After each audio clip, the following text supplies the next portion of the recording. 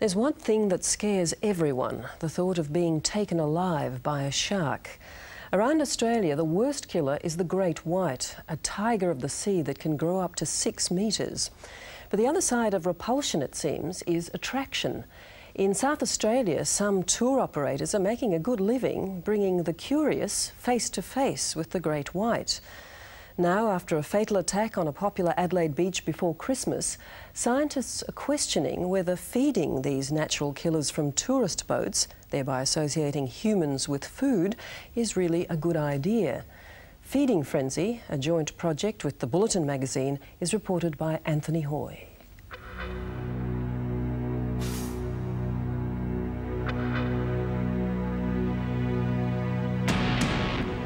You know, the great white shark is the top predator and on the top line of the food chain. There's nothing who can harm him. The only one who can harm him is man. It's a heck of a killing machine. It's huge. The feeling you get when they go past is a bit of a surprise, that is for sure.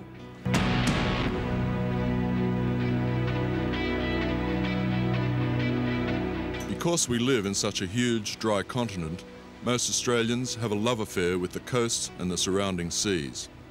But below the surface, the ocean also harbours some of our deepest and most primeval fears.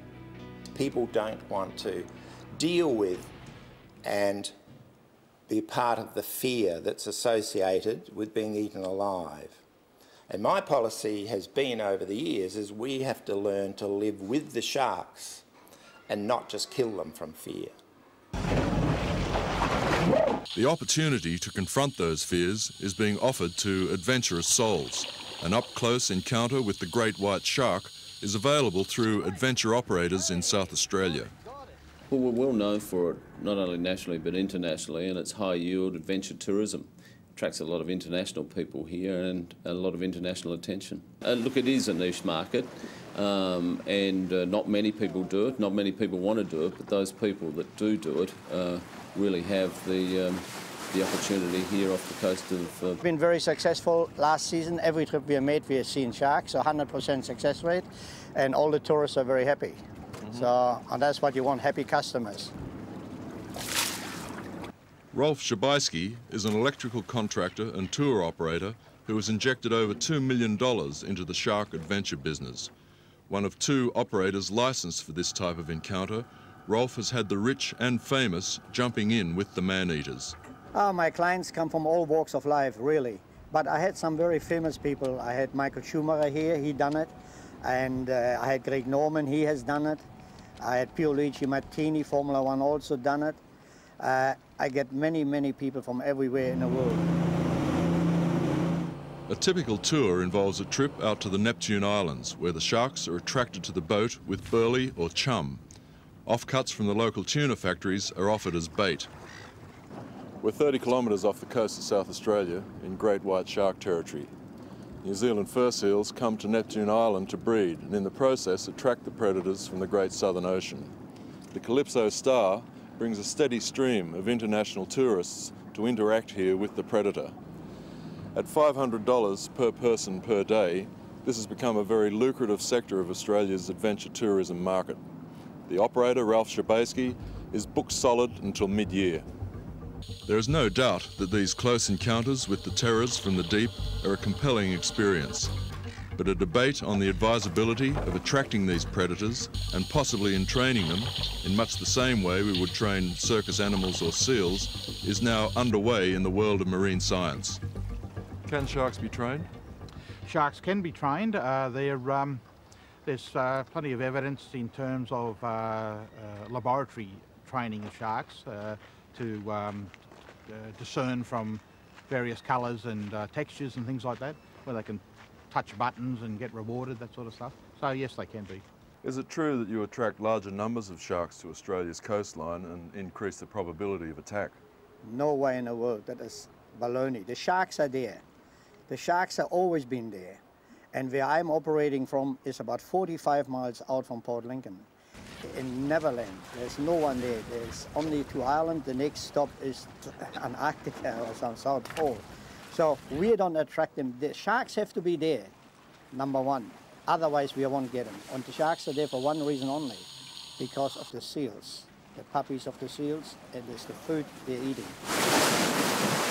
There is a feeling from locals in Port Lincoln that the tourism activity encourages sharks, and that in turn puts people in danger. I think a lot of people are against it because they reckon we train the sharks on, to feed and all that, but it's not true. We have many other operations in Port Lincoln who attract sharks, and all the people are against that too.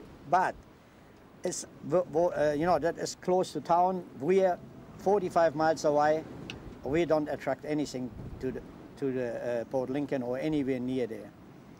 I just think it encourages sharks to interact with boats a bit more. I'm not dead against it, but I do think it encourages sharks to probably come up to a boat with a bit more confidence. You've had that experience yourself in recent times? Saw a shark 4 weeks ago whilst diving for abalone in about 40 foot of water, and it definitely wasn't scared of me. Abalone diver Dave Buckland has seen the worst a shark can do. My brother was scallop diving at Smoky Bay, which is 300 k's west of Port Lincoln, and he was in about 30 foot of water, and I don't know what happened. He was just in the wrong place at the wrong time, and he got taken by a 4 to 5 metre shark. And obviously it's been a horrible experience and something that I'll never forget, and that I struggled to get back to work for a while, but I'm coping with it now. I'd just come back to my bag, and out the corner of an eye I saw this flash. My first thoughts were a dolphin, and I looked down. I could have just about reached out and touched it, and there was a white right alongside me. Kim Penaluric is another abalone diver from Port Lincoln. He thinks the sharks have recently become more aggressive. This is the 6th one I've seen, and usually they're a bit more docile when they come up to you. They still give you a nasty shock, but this one would just come past and go this couple of quick kicks with its tail and just seemed agitated. It's just a feeling you get from the animal. Abalone divers are a tough breed. They don't scare easily, and Kim Penaluric says he's not looking for any favours. I don't think there's anything that'll ever be done, and I wouldn't really expect it. It's just a part of my job. In the bay here or off Adelaide beaches or where there is numbers of people, I really think that when one starts hanging around, the authorities should do something about it. Okay, those things here, the emergency. A descent in a cage is the safest way to meet a great white. The cage allows you to enter the shark's domain. You can watch them, and they in turn can watch you. This up-close exposure is a world away from Rod Fox's first encounter with a great white. This is our history room with a bit of some of the work we've done in the past.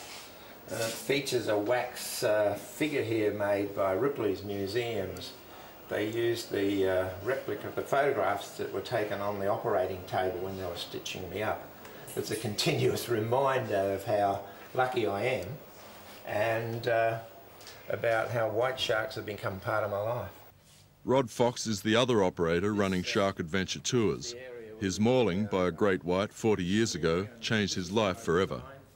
I dived down to spear a fish, and I was just about to spear it when this huge big crunch hit me in the chest, knocked me through the water, the mask off my face, the gun out of my hand, and I knew I was in really big trouble. I tried to gouge around the shark's eyes as hard as I could, and it seemed to let me go. I got up to the surface, a boat came, picked me up, raced me off to hospital, and they stitched me up, and I'm here today. Shark attacks are rare, but when they do occur, they raise community alarm, apprehension, and questions about the behaviour of this animal at the top of the ocean food chain. Great white sharks eat things as big as humans every day. They eat dolphins and seals are their main food, stingrays and things like that. And the chances of shark attack, I can't believe that there aren't more shark attacks. And it's only in the last couple of years with satellite tags that we're starting to realise just they take over the whole ocean, and there probably are fewer than we thought, that they just pass through every now and again. Tagging and recording sharks is how Rolf Schabaisky and Rod Fox help the underfunded CSIRO research programs integrate whites. But it wasn't always so. In the past, it was they who were the hunters, turning the predator into prey. Some, like Rodney Fox, there's an additional compulsion. But after his traumatic experience with the white shark, the first return to the sea was a numbing psychological barrier to overcome. He set out, as some Pacific Islanders still do when anyone is attacked by sharks, to revenge himself.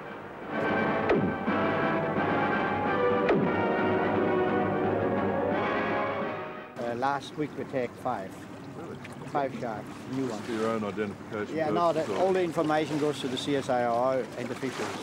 So they get the information so they can work. They have a database which they keep, and we know exactly what happened. Both operators defend their practice of attracting sharks with fish and chum, and they deny that the sharks are trained to expect food from the back of a boat.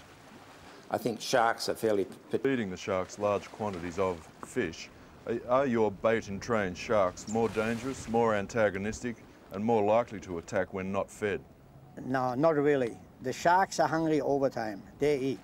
I give them a little bit of food. I try to give them only a few pieces every time when I see one new one, and then we pull it away from the boat with some leaks. The operators are regulated by the Department of Primary Resources in South Australia. They decide who can hold a licence and the areas where they can operate. Recently, the department has become concerned about some of the operational practices. There have also been allegations that unlicensed operators are offering cheap shark diving tours out of Port Lincoln.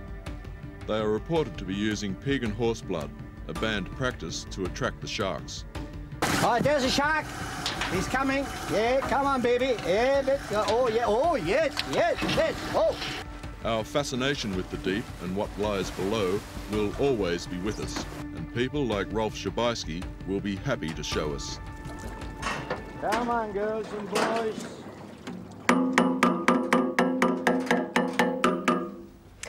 Anthony Hoy with that report, the producer Paul Steindl. And if you want to read more about the feeding frenzy of sharks, Anthony Hoy's story will be published this week.